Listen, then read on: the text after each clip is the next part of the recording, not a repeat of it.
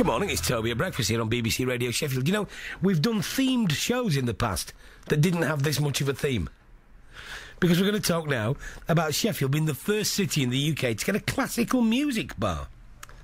It's the brainchild of Robert Dufton, who's in the studio with us this morning. I've not heard of anything like this, which for me means great. Let's talk about it. That sounds interesting. Robert, describe your vision for this bar. My concept? Yeah.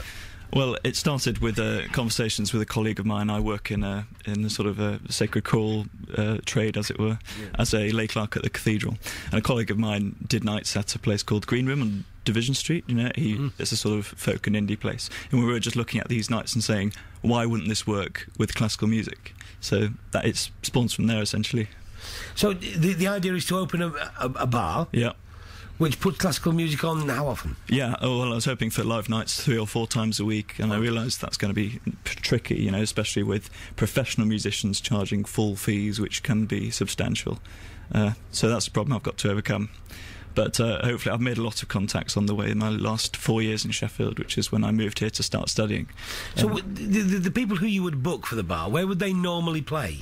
Well, I have a choice of using amateur groups. There are loads and loads of amateur choirs, orchestras, brass bands, especially in Sheffield, who are just willing for a chance to just sort of vent their, you know, talent. And they need a space for this to happen, and as of yet, there are none. I mean, they're consistently making losses on concerts that they put on, and they have to rely on donations from patrons and charitable funding and things. So this finally is a chance for them to basically perform and get paid for it at the same time, potentially. And then I have teachers that I've met that work as also professional musicians in certain orchestras. But again, Sheffield doesn't have a full-time professional orchestra. And I've met a couple of people who are looking to start at least one in the next couple of years. Of course, we know as a classical music, it does get a lot of funding. Is that because it can't survive just on ticket sales?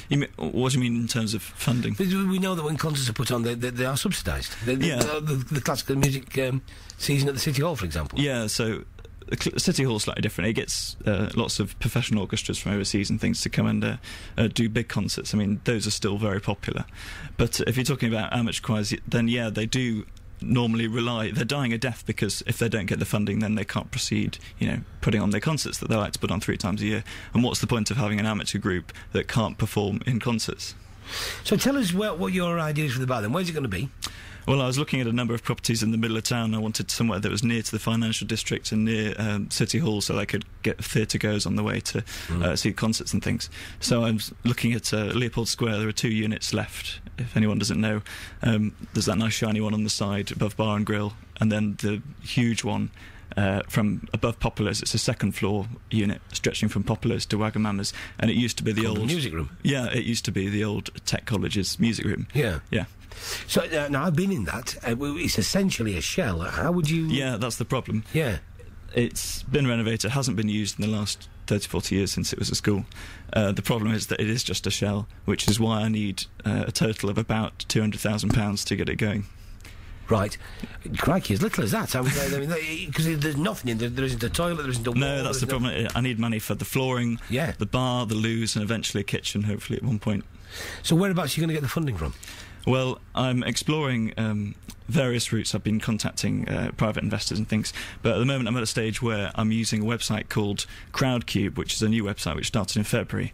And the concept of that is that anyone can become an investor from their own home. They just log onto the internet and they check out all the profiles of these businesses that are hosted on Crowdcube, and they can invest as little as £10 to whatever, 70 grand.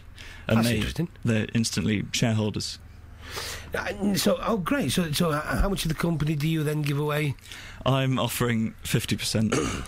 Okay. Simply because I have no personal collateral to put against it, because I'm fresh out of uni and this is my first business enterprise. Otherwise, you know, I probably would, you know, keep more of the equity for myself. So then the end aim for the bar is that it's somewhere that puts on classical music 3 or 4 nights a week. Yep. Serves booze and food. Yep. Now then, what about the profile of the drinker? Are the profile of the customer? Are they drinkers? Yeah, well, I'd hope that bar lovers themselves would check out the bar. I've had lots of people saying that they'd go simply because it's there and it's fresh and it's new.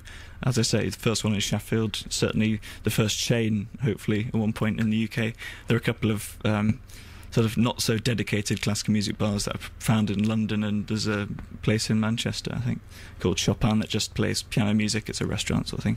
But yeah, bar lovers, musicians, obviously, people studying music will find a nice new home in this bar in Leopold Square at one point. Yeah, theatre goers, as I say. It's going to be interesting, isn't it? Have you spoken to the council about the venue? Are they happy that... Well, everything I've run past the agents and the architects say that there should be no problem whatsoever. I mean, I've had a chat with conservation officers about properties, and they seem confident that this will work. One thing I don't know, what's the acoustics of the room like? Is that important? Decent, but as I say, it's important that I get a hardwood floor so that I can maintain the quality. Yeah. And how much is how much is the floor going to be? Well, I've been quoted about 40 grand. So, yeah. It's interesting stuff. How far down the road are you? How's the investment page going? Well, it went up this week, so I've only managed to secure a couple of quid. Right, okay. But yeah, that's the thing. Anyone can become an investor just by logging on to crowdcube.com and checking out the profile. It's under the title of Bass Clef Limited, which is the name I'm incorporating under. Lovely. Well, Robert, thanks very much indeed for coming in this morning. We'll watch this one run and run. Cheers. What we're talking about this morning is new bars. Thank you very much indeed, Robert Dufton. BBC Radio Sheffield, the best of the 70s and 80s.